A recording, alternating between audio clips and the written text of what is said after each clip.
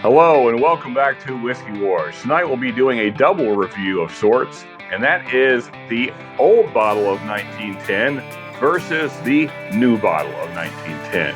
So let's get into it.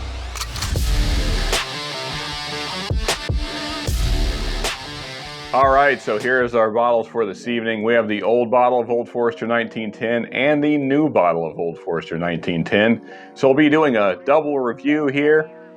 And we're going to score the new one, since the old one probably will be harder and harder to find as time goes on. But we won't be doing a history because we've done plenty of history videos on Old Forester. So I will link a video at the end of this if you want to get into the history. But let's get these things poured and see if there are, in fact, any differences. Fun fact, I actually shot this video once already. And that's why this one's a little bit lower than this one, because so when I originally shot this, both of these were brand new bottles because I wanted to compare them new bottle to new bottle. Unfortunately, something went wrong with my mic and there was no audio on that video. So I am redoing it now, but I will put a clip over what I'm saying right now so you can see me originally opening both of these bottles. But now I'm going to open them again in front of you. Here we go. Here's the old bottle. Fortunately, not a fresh crack, but still should be good enough, full enough, I should say, for us to see the differences. And the new bottle. Nice tight cork there, which is good, keeping the air out. First, we will nose the old bottle and then the new one. Let's get into it here. This thing spun around the glass there. I hope you folks are enjoying the new glasses, these Libby, I think they're called the single malt glasses. I know I am. I like them much better than the Glens. Let's get into the nose.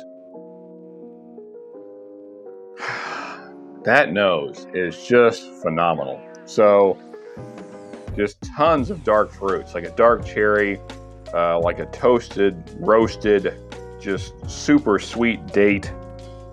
Maybe got some raisin in there as well. Maybe like a blueberry. I'm going to say even like a strawberry, like a really sweet strawberry. Not like a sour, like a super ripe strawberry. And of course, you're getting lots of barrel presence. So you're getting nice charred toasted oak notes, nice brown sugar, just a deep, rich brown sugar. Also, really nice caramel, like a high quality caramel. Also, almost like a whipping cream in there. Nice vanillas. Man, that nose is just fantastic. Now, on to glass 2. The new bottle. I'd say a little more toasted oak, a little more char, a little less fruit forward. There are definitely some strawberry notes in this one as well. Maybe a cherry also. Almost getting like a grape in there. One thing I do like is the toasted oak note in this is really, really nice. There's also a nice vanilla. Maybe even hints of citrus in there. Just like a really sweet orange note. Yeah, so nice nose. I would say of the two noses, I think I might like the old better. But now we're going to get into what really matters, and that is the taste. So, old bottle first. Here we go. First sip.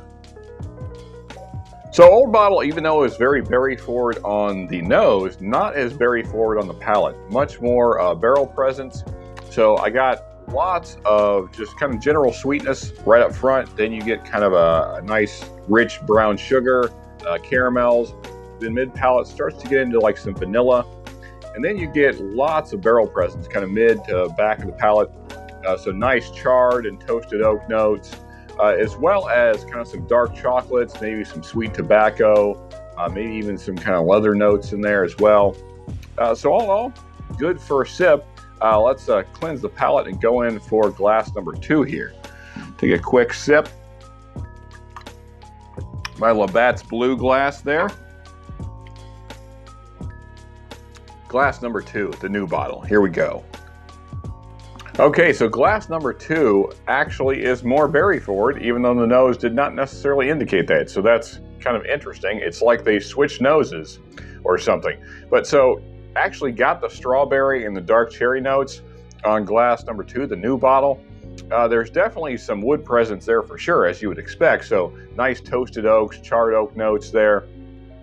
Front of the palate, you get just that punch of kind of berry sweetness, lots of berry notes. And then kind of mid palate, you kind of get some creamy vanilla notes as well as the oak notes starting to show up. And then as you get to kind of the back of the palate finish, then it's lots and lots of barrel spice kind of coming in. So black pepper, cinnamon, even that kind of black cherry note in there as well. Maybe just hints of that strawberry, but the sweetness is starting to tone down there. Kind of more like some rich, sweet tobacco notes on the finish.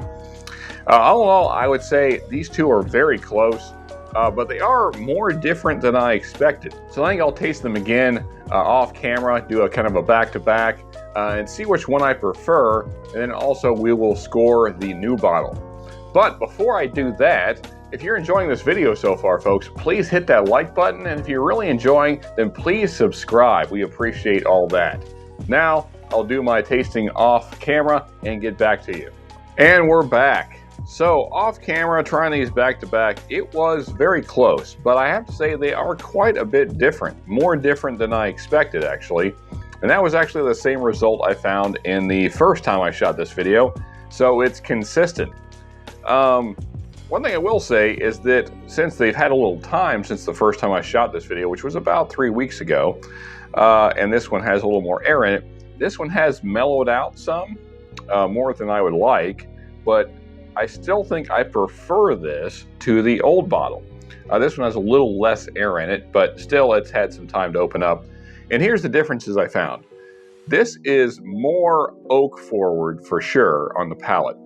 And it's almost like a slight tannic oak on the finish back of the palate. Now, that's not to say that this is bad by any means. This is one of my favorite whiskeys of all time, especially in the lower proof point. But I think what Old Forester has done with the new label is fantastic. It's a little more fruit forward, a little more berry, a little bit less of that tannic oak, and it's more of the oak notes that I prefer, which is just kind of the nice, rich, toasted oak notes.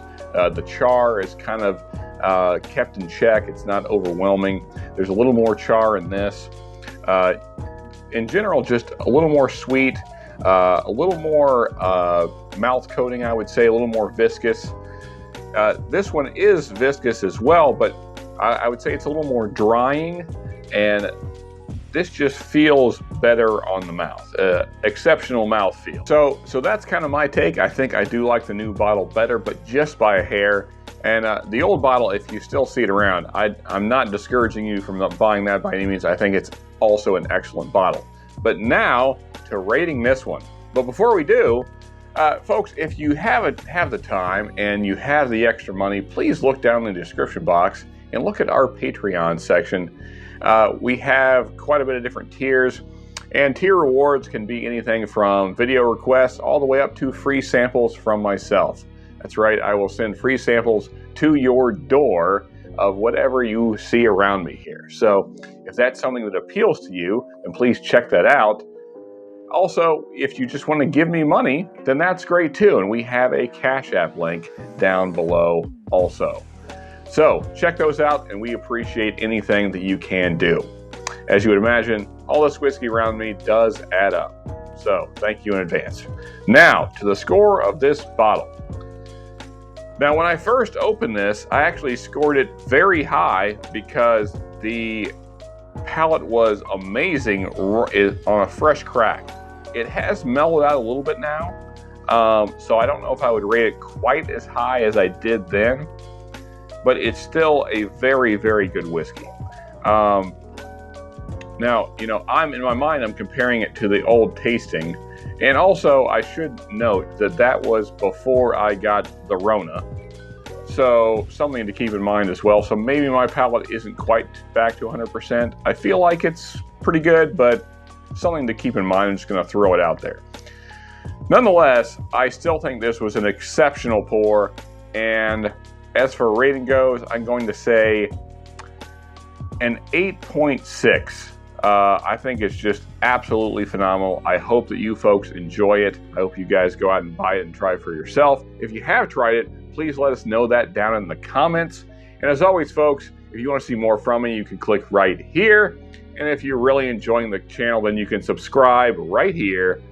And until next time, folks, just remember, you can never have too much good whiskey.